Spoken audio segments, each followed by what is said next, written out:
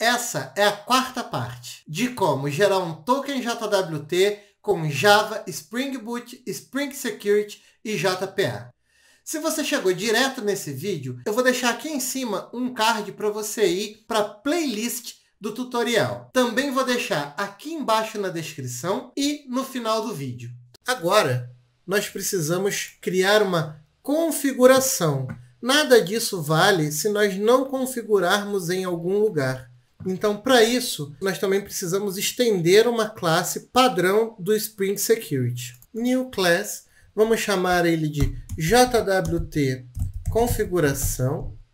Essa classe, nós vamos estender ela, extends, Web Security Configure Adapter. Lembra dessa classe?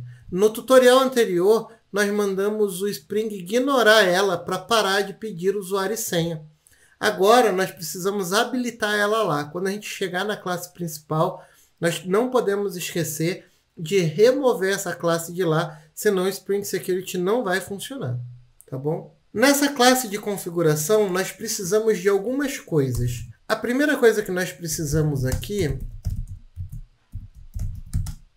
é um detalhe usuário service e MPL, que é a implementação do nosso usuário. E aqui, ó, usuário service, ok? É aqui que nós temos a busca do nosso usuário. Nós também precisamos do nosso password encoder. Ó, private final password encoder, que a gente declarou lá na nossa classe principal no tutorial anterior, que está lá como bcrypt. Lembra? Então vamos chamar ele de password encoder. Agora nós precisamos adicionar esses caras nos construtores para que eles possam ser injetados como parâmetros, tá? Agora nós vamos sobrescrever um método. Nós precisamos informar para o Spring Security para ele utilizar o nosso serviço de usuário e o nosso password encode para validar a nossa senha. Então nós vamos fazer isso aqui, Ctrl+O, configure, e aí nós vamos utilizar esse cara que tem o Authentication Manager Builder. Eu vou chamar out.UserDetailService e vou passar aqui o meu usuário service. E vou dizer que o password encoder aqui é o meu password encoder que eu acabei de declarar ali em cima. Então, com isso, eu falo para o Spring Security utilizar as minhas classes como classes base de implementação. E aí o resto é chamar os métodos das classes, porque ele já conhece as interfaces. Agora que eu já fiz a configuração dos meus serviços, eu vou configurar como o Spring Security deve entender a minha página. Então vamos lá. Eu vou sobrescrever, Ctrl+O de novo aqui, e aí ó, configure HTTP Security. Primeiro vamos dizer aqui ó, http.csrf.disable. Eu não vou entrar em detalhes aqui para que serve essa configuração específica, mas basicamente ele resolve ataques na sua aplicação. Como nós estamos em ambiente de desenvolvimento, eu vou desabilitar. Mas é importante que caso você vá para o ambiente produtivo, você precisa deixar ele habilitado. Tudo bem? E aí eu vou dizer Authorize Requests, que é como eu quero que sejam feitas a autorização das minhas requisições. E eu vou colocar agora ent matcher, e toda vez que eu coloco o Spring Security como dependência no meu projeto, ele automaticamente cria uma URL chamada /login. E essa URL ela não pode ter restrições. É uma URL do tipo POST, para fazer o login do usuário. É o padrão para fazer o login do usuário. Então, eu vou dizer que no HTTP method.post e na URL /login eu não vou pedir senha, permitir tudo, tá ok? Para qualquer outra solicitação que eu tiver, any request, eu vou dizer que eu quero que esteja autenticado. E como que eu faço isso? Ponto, and, e eu preciso adicionar os meus dois filtros aqui agora. Um filtro que efetua a autenticação e o outro filtro que efetua a validação. Vamos fazer isso daqui. Add filter. E aí nós vamos com new, JWT, autenticar. E como parte do cabeçalho, eu vou pegar o Authentication Manager aqui. E vou adicionar mais um filtro.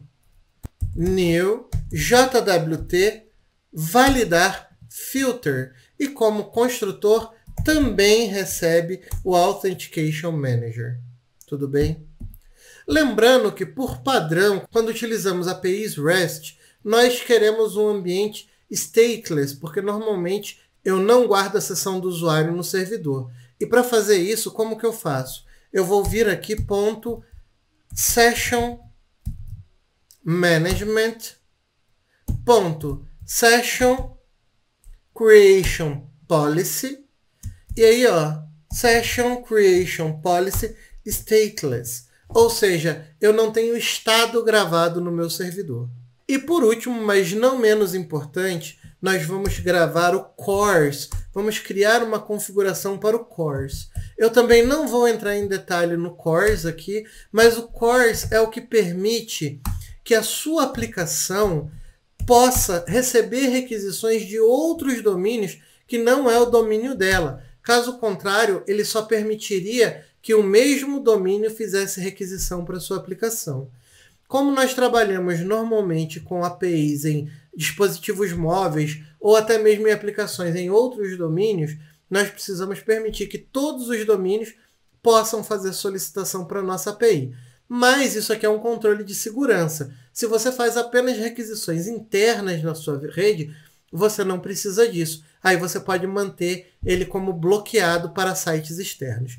Aqui nós vamos liberar para que vocês saibam como que faz, e caso vocês não queiram liberar, é só remover essa configuração. Então, ó, final URL based configuration source, vou chamar de source, tá ok? E vou dizer new URL configuration source.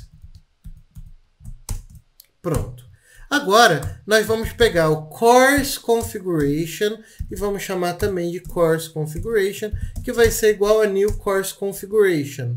Ponto. Apply permit default values. E aí vamos dizer para o source, ponto, register CORS configuration, que ele pode aceitar qualquer tipo de requisição.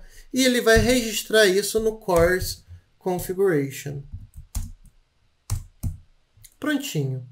E agora eu preciso retornar um source. Para isso aqui se transformar em um componente da minha aplicação, eu vou colocar isso daqui como @bin.